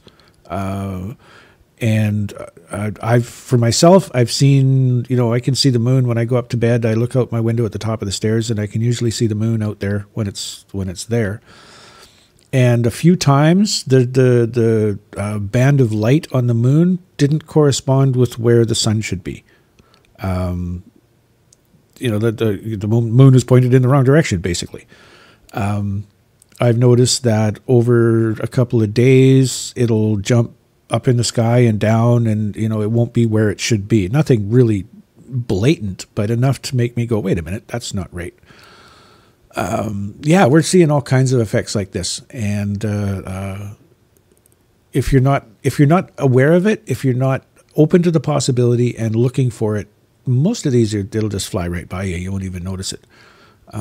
But something like the sun flashing, you're walking down the street and all of a sudden it's like you're in a disco and the strobe light's going off. I think you'll notice that. Yeah. Yeah, I've seen those phenomena as well. Going into the sun either. But what about the sun simulator? What do you think about that? Oh, there's so many theories out there. I've heard a number of different theories, and a lot of them, it's scientifically there. You can poke holes in it because there are other options. There are other possibilities which are, they may not be quite as probable, but they're there. They're not non-zero. There's that possibility. So really, we're not going to know what actually happened until it's all over and we're looking back on it. I view this stuff as, this is really cool. It doesn't mean anything other than we're getting really close to the end of this little game that we're playing here. And that's as far as I take it for myself, because, it doesn't matter. If we're in a construct, if we're in a video game, if this is if the physicality, the conventional physics is breaking down and we're moving into a new physics, none of that really matters in the long run, other than it's happening. So I accept that it's happening and look forward to the cool stuff that's going to come out of it. You know, there's lots Yeah, of me too. Yeah, well, that's my thoughts too. yeah, there's lots of folks out there. To what's next? Yeah, there's lots of folks out there that grab onto these occurrences and they just drive them into the ground, and that's their whole world, and they're not looking at the ramifications of the occurrences. They're looking at, is it true? It's not true. It's true. Like the flat Earth guys, right? Who cares what shape the Earth is? It could be a cube for all I care. It doesn't matter. Don't get hung up on But the we stuff. do need people like that. Well, yes, I can see that, because it gets people to question. It gets people to ask the questions and do the research and look at their own experiences and look at their own belief systems, and which is a good thing. I mean, an awesome good thing. But when you take it, and if you're not a flat earther, you're shit. I don't want to talk to you because you believe this, and it's like they take it way beyond where it needs to go. And Yeah, well, I mean, absolutely. that's human nature. We've been doing that forever. We've been living on a pendulum for so long that we don't know what middle ground is anymore. And you know, a lot of us, it's either one side or the other. It's either left or right. There's no center. Yeah, I think, John, one of the things that I've experienced over the years, especially with even in the Will Freeman group and David Icke forums and, you know, all these other forums, you know, I was always willing to listen to both sides. And that little, it's not really a phrase, but there's a quote that came out that it's the mark of an intelligent mind to be able to entertain a thought without accepting it. And that's exactly where we need to be. And I went through that same experience with the flat earth stuff, because I came from, you know, my early childhood, I studied astronomy, friggin' 8 and 9 years old. And I'm studying astronomy. I'm studying about the stars and the planets and all that stuff. And I've kind of kept in touch with it over the years. So, you know, I felt, well, I had a pretty good handle of it all. And then all of a sudden, somebody plops this flat earth theory in front of me. And it took me 20 minutes, because the first 20 minutes, I was going ballistic in my mind at how stupid this person was, that he just posted that the earth was flat. You know, hadn't we settled this bleeding argument like 500 years ago or 1,000 years ago? And you know, and we're coming up in the time of technology, and this crap's being thrown in the internet. And it took me 20 minutes, and then I stopped myself and I said, well, hang on a minute. I used that particular phrase, that quote, and I just immediately attacked this poor guy in my own mind. I didn't actually do it online. And but then I think, well, hang on a minute, let me think about this. Let me just look at what it is what he's posting.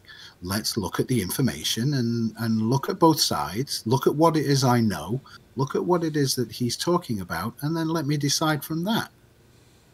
And I'll tell you, there's a lot of information out there that does make you question whether the Earth is a flat plane or a globe. And one of the big ones that I used, and it was even brought up very recently, this week in a conversation, because everyone, well, look at Jupiter. Jupiter's a globe. Look at Mars, it's a globe. Look at the sun, for God's sake, and the moon, they're globes. And I said, well, hang on a minute, how do you know that? They're up in the sky. Have you ever been up there? Do you actually know what the hell it is that you're looking at? And you're basing all of your ideas on whether the Earth is a globe based on what it is that you're seeing in the sky in space, no less, you know, to where you've never been. And that's what you're basing your concept of a round Earth or globe based on what you're seeing. How do you even think that? How can you make those thoughts and use that as the evidence that we are on a globe because of what you see in the sky? There just isn't any evidence that you can tangibly use to support that. You know, and there's other experiments out there that do question the curvature the Earth or non-curvature of the Earth. And they were made over 100 years ago. So this is not something new either. You know, this question's been going on. But I think what I decided as far as the flat Earth was concerned, as John says, does it really matter? What it does bring out is your ability to use that phrase, that, you know, it's an intelligent mind that can entertain a thought without accepting it. So you entertain it, you play around with it, and you decide whether it's any good or not right away, whether it's an even interest to you. Most people have looked over this, me included, and have now said, what does it matter? You know, there's more important things for us to deal with, like the fact that we're all poor, we're broke, we're slaves, and we don't want to be that anymore. So, you know, does the fact that the Earth's a globe or flat have any relevance to that? No. So piss off and go somewhere else. I'm not interested anymore. That's. Hi guys, can I just step in for a minute on Certainly. this conversation? Sorry, because I've been my name's Graham. Sorry to introduction. My username says Matrix Red Pill, so I just thought I'd give my name as well.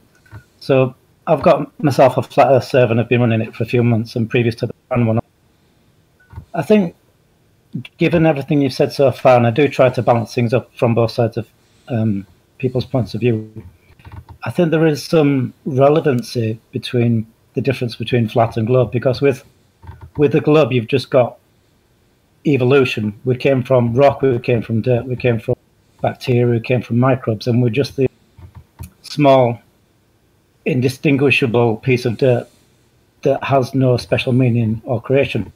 Whereas on the flat side, you are created, you are looked after, you are protected, and in terms of all the sun rays that are going to come and hurt us one day, or the moon's going to change shape, we are in a protected environment. And I think there's a big difference between sort of the creation side of things and the evolution side of things, and they can't go hand in hand. And yeah, I get what you're saying. Another point, apart from the religious. Apart from the religious factor, there's also the fact that the billions are being spent by not only governments but corporations on promoting this and that indoctrination that comes with it. Yeah, and that's exactly and the point I think that loops back to what you're saying, because it's the bankers, the people that are in control of that money, that are pushing this false reality.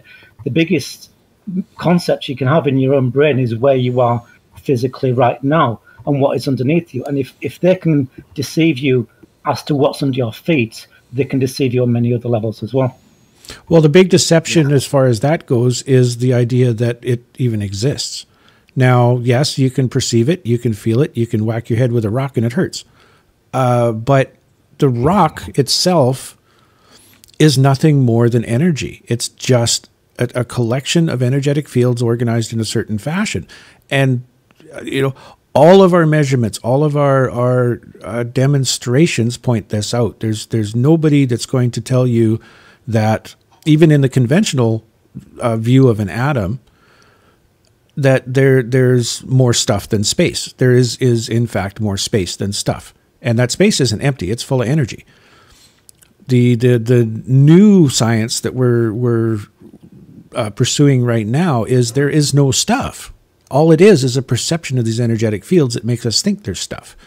So the fact, you know, even the concept that we live on this matter Earth. I mean, if you were to take with the conventional atomic theory, where you've got a proton, an electron spinning around the proton, and there's so much space and distance and the sizes and everything, the ratios are almost identical to our solar system. In fact, they are identical to our solar system. So if you were to take all of that and take away all of the space of the Earth, it'd be about the size of a golf ball. It's 1/1,000,000th of 1% stuff, according to conventional theory. Right? Same with you, with your body, with the mouse in front of you. Somebody writing a speech on a piece of paper. Say that again? You could compress the works of Shakespeare or the ink onto a single dot in the middle of the page. It wouldn't make much sense. That's right. I think you need that space in between things in order to exist. Otherwise, you know, we need space to explore the world, things to see. Well, we need an observer, otherwise why would we? Well, the point of what I'm bringing up is what we perceive with our senses, with our eyes, doesn't align with what we can perceive with mathematics, with physics, with science. They don't line up. Now, this is... Well, they have the two forms of physics, don't they? They have the quantum physics and they have the relativistic physics. Mm-hmm. The two don't match. No, they don't. That's why they're looking for the theory of everything, the theory that explains it all, and they can't find it because they don't match. The theory of the large and the small don't interchange. Yep, and the reason why I bring this up, or the reason why I support this, is that I have been dealing with the new physics for quite some time now, and there are folks on the planet right now who can take an atom apart and put it back together any way they want, because they understand it's nothing more than fields of energy, and they've learned how to manipulate those fields. Conventional physics says that's impossible. You can't take an oxygen atom apart and put it back together as a carbon atom. Yet that's what our lungs do. That's how the carbon oxygen cycle within our lungs work. You're not passing an oxygen molecule into your bloodstream and a carbon dioxide molecule out of your bloodstream, because the filter for that is just too bloody big. A carbon dioxide molecule is a big thing as far as actual size goes. So the filter would also allow argon through, it would allow helium through, it would allow all kinds of different things through. So it can't happen. What actually happens is the energy difference between carbon and oxygen is the only thing that's passed. And it's passed as energy. The oxygen on one side, on the atmosphere side of your lungs, gets converted to a carbon. The carbon on the blood side of your lungs gets converted to an oxygen. And when we work with it in that premise, everything works. And this is the difference. They're not having the issues that conventional science is having, where they try something and they have to do extraordinary measures to get it to work. When we deal with it strictly as energy, it works really easily, really well, and it works every time. So when you, again, I live a lot in this aspect in the balance of probabilities. There's a possibility, probability, and likelihood. And those are the three criteria that I apply to pretty much all of the belief systems that I work with.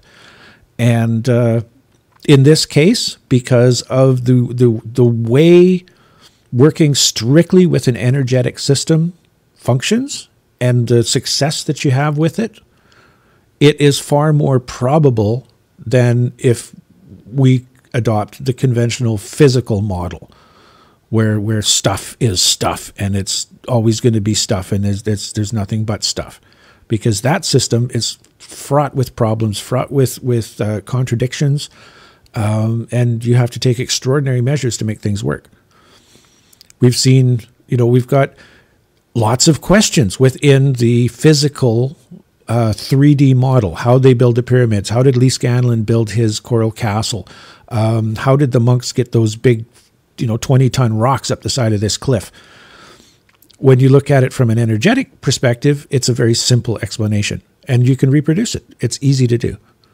So as far as whether we live on a flat earth or a round earth, do we even live on an earth?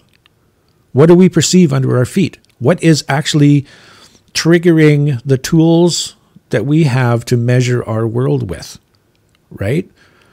And we're only seeing a little tiny fraction of the data, right? Our eyes only see a tiny fraction of the electromagnetic spectrum. Our ears only hear a tiny fraction of the vibratory spectrum.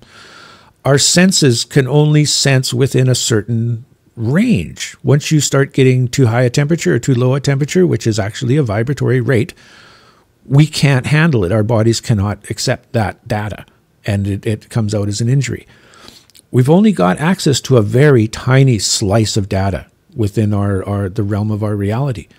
And there's so much more out there. I mean, just look at a cat. Watch a cat for a day. He'll be chasing stuff around that you can't see. He sees it. Does that mean it doesn't exist because you can't see it? Well, the cat sees it, so it exists for him. And you can see the effects of it, so obviously it clearly exists for you. You simply can't perceive it. Don't get hung up on the physical model because it's probably wrong. You know? Yeah, well, they call it the holographic universe now. Mm-hmm. So, you know, everything is made up of energy put together so that we can perceive it. Yep. And our bodies are the radios that are tuned to be able to receive these group of frequencies that allows us to interact with it. Yep, and we're tuned to channel 4. Bodies no longer exist. Yeah, we move into another range of frequencies, and then we exist in a different state. So Yep. if you want to talk about dimensions of existence, then that's actually incorrect. It's not a dimension. It's a vibratory state, and our ascension, if you want to use that word, is our ability to vibrate at a higher frequency. And in so doing, we exist in a different state. Mm-hmm. That's my perception of it. Yep. So We're- yeah, we're- that's all part of a bigger conversation. We're television tuned to channel 4. Just because we can't receive BBC One doesn't mean it doesn't exist. Yeah. You know, and within that spectrum, if you're just going to limit it, the analogy to the electromagnetic spectrum, you've got frequencies from DC to daylight and above. I mean, light's part of it. Radio waves are part of it. X-rays are gamma rays. We end it at gamma rays because they don't know how to measure anything bigger than that or higher frequency than that. But now we're starting to be able to measure in the femtoseconds. So we can go higher than a gamma ray, and we can actually detect things that exist at a higher frequency than that. Now, all we're getting is a yes or no. Does it exist? Yes, it is. We don't know what it is. We just know it's there. But to limit your perception of reality to this limited field that we have our tools of perception is a fallacy as far as I'm concerned. And you're missing out on so much. I mean, imagination, thought, it came out in Star Trek that time and space and thought are not the different things that we think they are.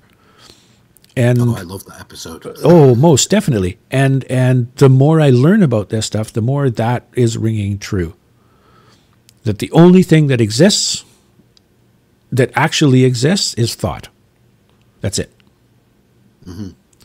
And if that's the case, then we should be getting to the point eventually where your thought is your reality. And Manifestation. well, do whatever you want. If you want to manifest nothing, then it's nothing. You're in a void. You know, if you want to have a cabin in the woods, you have a cabin in the woods. It doesn't matter. It's whatever whatever you choose to perceive the energies to be. And it could be a while. I hope I'm around. I hope I'm able to perceive that. I know I'm certainly not ready yet for something like that. I don't want instant thought manifestations right now because I don't have the control over my thoughts. That particular episode that you referred to in Star Trek was a prime example of that. Mm-hmm. You know, humans, let's say, are just not ready for that kind of instant manifestation because our thoughts are too chaotic, let's say, and will create dangers rather than, you know, the stuff that we really want, because we exist in a state of fear right now. So most of any kind of manifesting that we're going to do is going to be fear-based, and that's not what we want. Yeah, I mean, even the original Star Trek, they had an episode. I remember it when I was really young, so we're talking late 60s, where the crew went to a planet, and on this planet, well, your strongest thoughts are instantly manifest. And some guy manifested a fire, and some guy manifested a tiger, and like they didn't have the whole concept of you just don't have the right kind of control or sufficient control over your own thoughts to be able to deal with something like this came out. And that was in the 60s, for crying out loud. This isn't anything new. It's just that now we're actually starting to see the outward effects of that. And, you know, the concept of what you resist persists, where you put your energy is what you're going to receive. All of these slightly more detailed concepts are coming out, but we can test it. We can play with it. We can actually see an outward effect from this. So we can validate that concept that the thoughts do change things. Mm-hmm. And I think the level current manifestation or current abilities, let's say, that we have for the telekinetics and the telepathy and the like, these particular gifts, I'll choose to use that word, they are the lesser or the lower levels, this ability to manifest. Well, I mean, if you learn anything, powers. If you're learning how to drive, you're not going to learn how to drive in an F1 car. Yeah. You know, you're going to pick something that's if you know, it's not really going to hurt you. It's you can't really do a whole lot of damage with it. You know, it's going to be a better way to learn. You learn the basics, and then you move on to a little more advanced topics. That's how we learn stuff. That's the best way to learn stuff, and that's what we're doing with this learning these energetics. Is we're taking baby steps, and that's okay. I don't mind doing that. I'd like to move a little faster. I would actually like to have somebody explain some of this stuff to me, because some of it I don't want to take the time to actually have to go and dig through all of the data for myself. I'd like to have somebody go, well, here, read this book, and give a training manual. A manual would be nice. Thanks, guys. If the universe is listening, a manual would be awesome. I think one of the things that I've had as a past, just as we kind of end out the show, is that the place that we come from, if you like, our existence, energy, as thought, as consciousness. My thoughts is that we are obviously capable of doing all of this. The idea, I think, is for us to transition, let's say, into an existence in a human form, in a corporeal form, where we can exist and experience things we can't in a thought or a consciousness form. Mm-hmm. Physicality, we can't experience physicality as thought, as consciousness. So we created the corporeal form so that we can experience these things. But potentially what may have happened in the first place is that we also transitioned our powers of manifestation into that corporeal form in the first early stages, which created disaster. I think what we're doing now is a slow progression of creating, greater capacity humans, corporeal forms that are able to exist in this form and then use these powers of manifestation in a way that we are able to without destroying ourselves. Yep. I mean, that's kind of a thought process that I've had. Yeah. That's everybody else's, and I don't know. I have a kind of an example. It's sort of a humorous, macabre example, but if you as an individual were all powerful and had all these abilities and were able to do all of this stuff, there's no way you'd be able to experience what it's like to get squished by a piano. So we had to create a system of limitations, of lack, of the duality, the have and have nots. It needed to be there in order to facilitate the experience of all of possible experiences. And now that we've experienced it, now that we've gone through pretty much everything, the next experience is going to be moving back into absolute power, absolute control of your realities. And I don't know, if it takes 1,000 years, awesome. Hope I'm still here, because that would be a cool trip. and learning how to do this and advancing and becoming better and better all the time. Yeah, totally cool. So thanks, guys. That was an awesome discussion or dialogue, I suppose, because there's only two of us talking. Anyway, yeah, think about the stuff. Try to expand your ability to, what's the word I'm looking for? Accept possibilities, I suppose, or at least recognize possibilities, because we're getting to the point where you are going to have to accept the possibility of things that were previously impossible. And it's like we mentioned early in the show, it is in your face now. The sooner you can accept those, the sooner we can start playing with that stuff. So thanks, Carl. Glad to see you're back in one piece. I guess you'll be in Canada in a couple of weeks, back to normal, and then probably back where you're at shortly after that.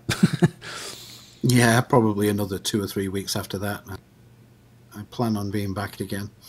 But I'm using the word plan loosely because, as everybody knows, if you want to make God laugh, tell him what your plans are. That's right. So yeah, a little bit of traveling again in a few weeks, but I'm doing my best to get in on these shows because I really enjoy doing them. I know you do, and I know obviously we've got listeners who really enjoy them, no matter what the subject. So that's all good. We just like to do these, enjoy doing these. We just like to have something to talk about on occasion too. So sometimes, like last week, was a double dose really, because although I was traveling, we didn't really have anything that the horizon to talk about other than going over the subjects that we'd already covered. And I guess you're kind of getting fed up of that a little bit now. So. Well, I mean, even with this show, we had all kinds of new stuff to talk about. We still went over things, doubled up and talked about other stuff because it all ties together. I mean, none of this stuff happens in a vacuum, and it all leads back to basically the same sort of concepts. And it's really hard not to keep saying the same thing over and over again, but we can expand on it, bring it in from a different point of view. Shed a little bit more light on the subject once we get it. It's just that we need to have the light to be able to shed on it. And that's where we were at last week, because we just didn't have anything new to bring up. So anyway, thanks everybody, and look forward to seeing you next week. Have an awesome week, folks. Yeah, thanks, John. I appreciate the producing as always, and the fact you host, and hopefully we'll have more stuff to talk about next week, because this, if we keep our fingers crossed, might be a very interesting week. So yeah, take care everybody, and hopefully we'll be here same time, same place. Bye all.